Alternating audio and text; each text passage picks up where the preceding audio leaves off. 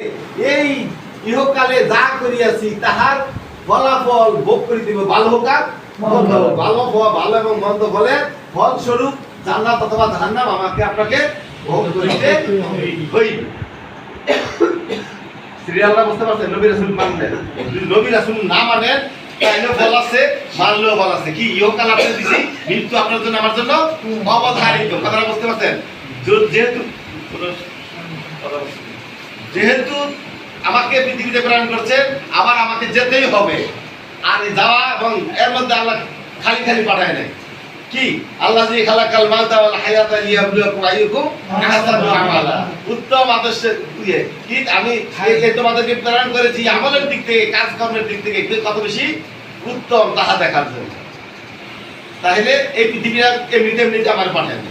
আমি যদি মনে করি খাওয়া দাওয়া ভর্তি করা অথবা চাকরি করি, ভালো বেশি বেশি টাকা কামাই করা, দুই একটা বিল্ডিং করে দিতে পারি, কয়েকটা কিছু এই করে দিতে পারি, এই জন্য প্রেরণ করা হয়নি। প্রেরণ করা হয়েছে আমলে আখলাকে আমি অমা খালাকুল দিন নাওয়ালি চাইলা এই আল্লাহ বলছেন। তারপরে দুনিয়া আখেরা, এই দুনিয়া মানুষের জন্য, আখেরাতের জন্য শুধু আপনারা আমার প্রেরণ করছে, দুনিয়ার জন্য প্রেরণ করে নাই। আবার কেউ বলে দুনিয়াটা হলো একটা স্টেশনের মতো, একটা বাজার, আখেরাতের বাজার বলা হয়েছে জেলখানা, আর ইয়াদের জন্য বলা হয়েছে জান্নাত। মুমিনের জন্য জান্নাত আর মুমিনের জন্য কি গায়ের মুমিনের জন্য হলো জান্নাত। তাইলে আমরা পরকাল একটা রয়েছে, তাহলে এটা বিশ্বাস করি তো আমরা।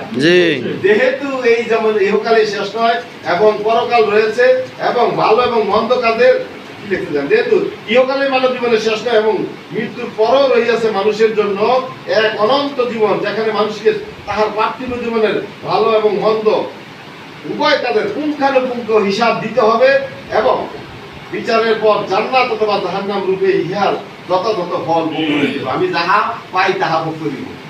এরপরে কথাটা দেখেন, তাইলে কথাগুলি লিঙ্ক আছে কিনা একটার সাথে একটা? নবী রাসূল পাঠাইছে, কোরআন দিছে, আপনি মানেন নাই।